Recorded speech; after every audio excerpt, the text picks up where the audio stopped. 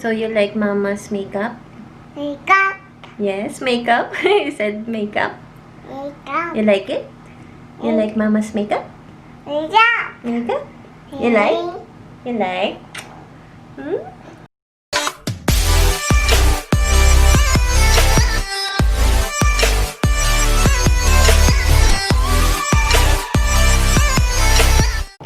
Hey everyone, welcome to my channel and thank you for tuning in again. And today's video, I'll be doing something very common and something na talagang before gusto kong gawin but I can't, and syempre hindi ko masyadong expertise to, pero talagang wish ko talaga maging or matutong gawin ito.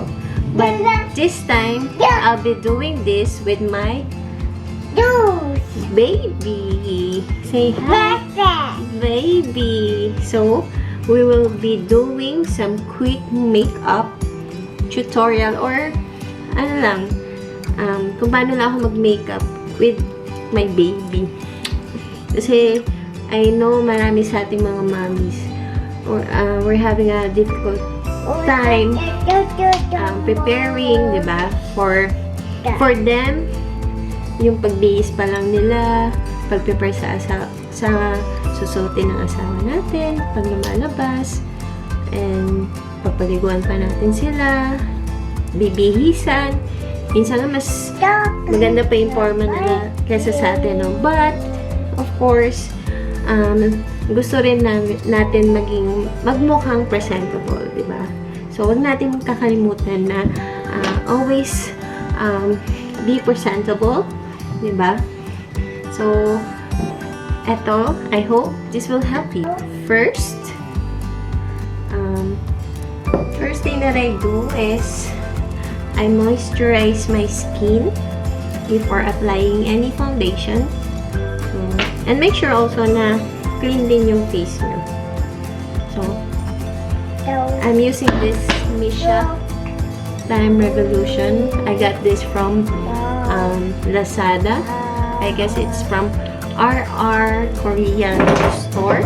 I'll just put the link below and then pwede nyo i-search. It's only 150 and tinry ko lang siya kasi marami nagsabi na itong Time Revolution medyo kasing same effect niya yung Estee Lauder na yung clear. So, okay naman siya. Nagmo-moisturize naman siya. So, yun. Always moisturize your face. Kasi, katulad sa akin, dry yung face ko. So, pag hindi ako naglagay, nagkakaroon ng mga patchy-patchy or parang dry skin. So, yun yung ginagawa ko. Or, also, sometimes I use like Cetaphil or yun, kahit anong moisturizer. And also, sunscreen. I put just a pea size of it, lalo na pag sa outdoor. So, kahit paano may protection yung face nyo. Of course, hindi na tayo bumabata. So, dapat we always take care of our skin. So, yan. Sorry guys, kasi hindi talaga ako expert. So, sinashare ko lang kung ano yung ginagawa ko for my makeup routine. So,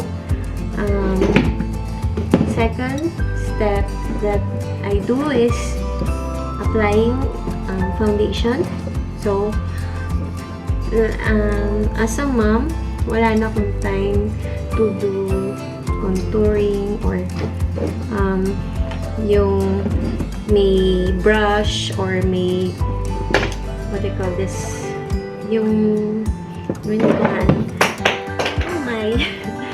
yung sponge. So what I use is my hand, my fingers. So yan, spread may mirror ako. Yeah.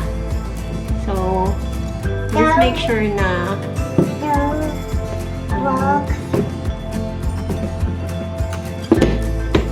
spread siya. And siguro, you can use naman yung kamay nyo. Basta very gentle lang din yung pag-apply. Medyo tinitipid ko lang siya. So, yan. Kanti-kanti lang. Oh, where is it, baby? Where is it? Where is it? So, I'm using C30 from MAC. Thank you pala sa husband ko na nag-gift sa akin ito. Nagbigay sa akin ito. So,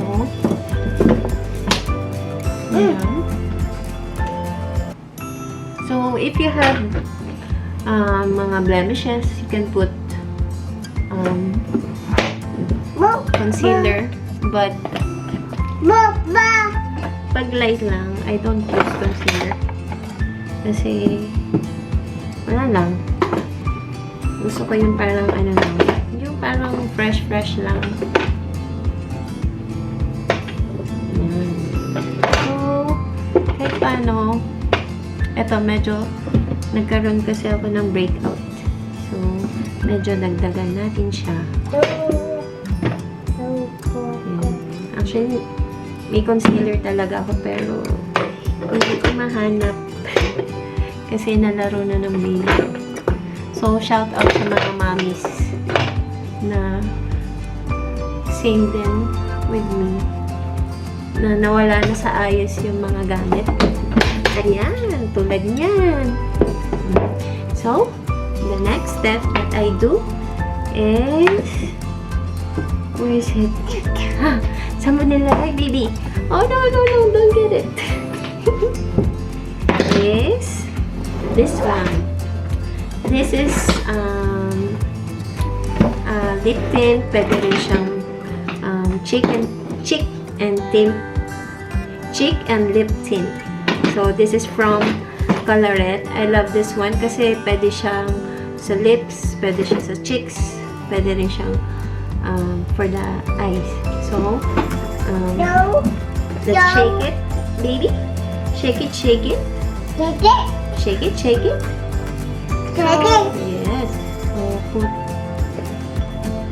some that lang and then ayan. I forgot pala, no? Before pala, much better if we put some lip balm para pag may dali tayo ng lipstick, hindi na siya hindi na bitak-bitak yung lips. So, very soft na siya. So, ayan, no? Diba? Pwede siyang sa cheeks, pwede rin siyang pang-contour. Yan, kasi hindi talaga ako marunong mag-contour. So, kung sino po pwede magturo dyan, please turuan nyo na lang ako. So, yan. Kahit anong gusto ko sa makeup, ayaw talaga ng makeup sa akin. So, yun lang. Kung ano na lang yung kaya ko, diba? Yan. So, yan. Contour. And then, here sa eyes. Yan. So, there.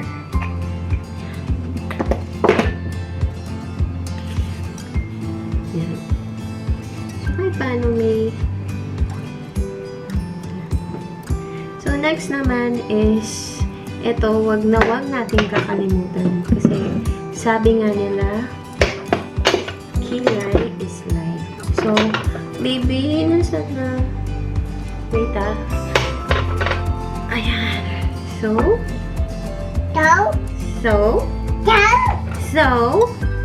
ayan. Yes. Ito, magkikilay tayo. And, I'm using Bobbi Brown. Actually, mahal siya. Pero, mura ko lang ito nakuha. Pero, masasabi ko na talagang worth naman din yung price niya. Kasi, nakuha niya yung mukhang ang natural lang. So, hindi yung parang halatang-halata yung kilay. So, kaya nagustuhan ko siya. And, kung lagi mo naman din ginagamit. So, worth it naman din.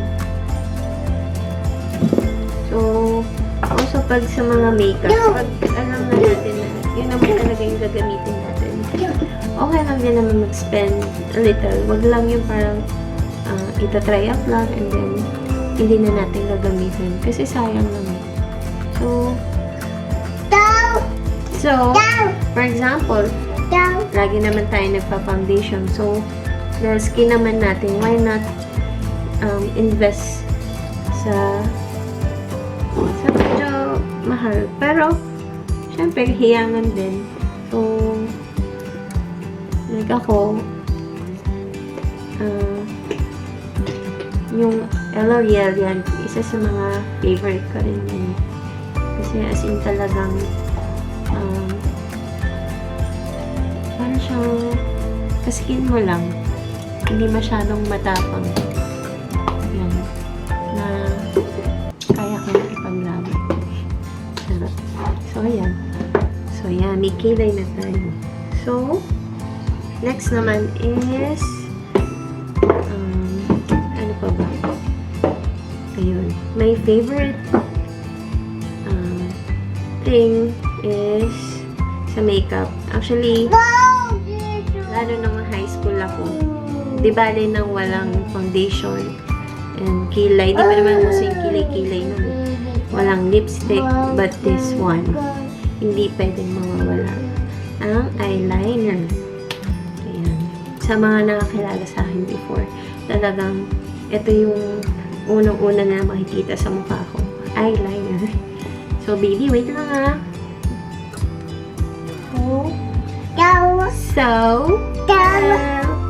So, minsan parang ginagawa ko para mag-stick yung eyeliner. Yes. So, mag-a-apply na tayo.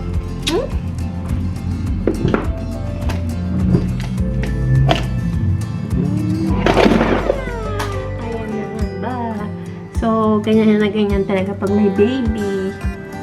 Diba? Oh, wait. Ganyan, no? Hindi ka talaga mapag-makeup.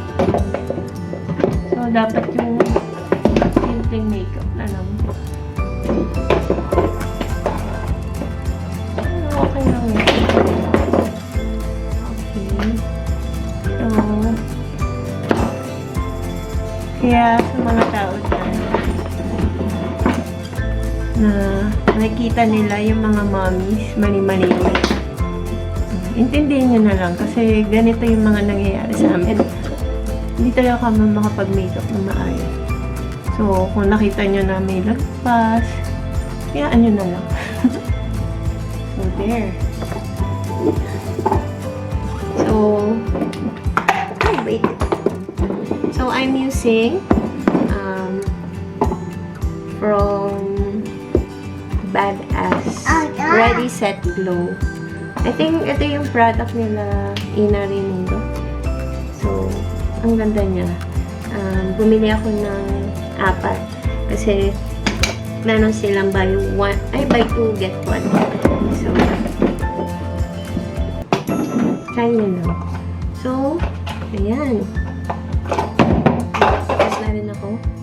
So, hindi, meron pa pala. Wait. So, ito rin. Favorite ko to. Actually, mas mahilig ako sa mga lip tint kaysa sa lipstick. Kasi, ayoko yung feeling na may nakalagay sa lips. Pero pag lip tint kasi parang very natural lang. So, kanina nag-apply ako ng Colorette. Ano nga ba yun? Nahulog na kasi. So, this one is from Etude House Water Tint. And doon din ako bili ko rin siya sa Korean beauty store sa Lazada, sa RR Korean. So, lang. Ayan. Simplihan lang natin. So, ayan. Finish na. Ganun. So, tapos na, baby. Tapos na mag-makeup si mama. Thank you. Thank you at sinamahan mo akong mag-makeup. I hope, kahit paano, may natutunan kayo kung meron man. Pero, ito lang. Ito yung very simple way of doing makeup with your baby. So, ayun lang. Say bye-bye. Bye-bye. Kiss mama. Bye-bye. You like it? Yes. Is mama's makeup okay? Yes. Say bye-bye. Bye-bye. See you. I'll see you. Bye-bye. So, while doing my makeup, ito po yung disaster na nangyari. Ayan. O, diba? So, wala talagang matinong makeup. So, pagpasensya nyo na yung mga makeup namin, kami mga mommies, talagang mapa-perfect na namin yung makeup namin pag malalaki na sila. But for now, naku, mukhang hindi pa talaga. So, see you!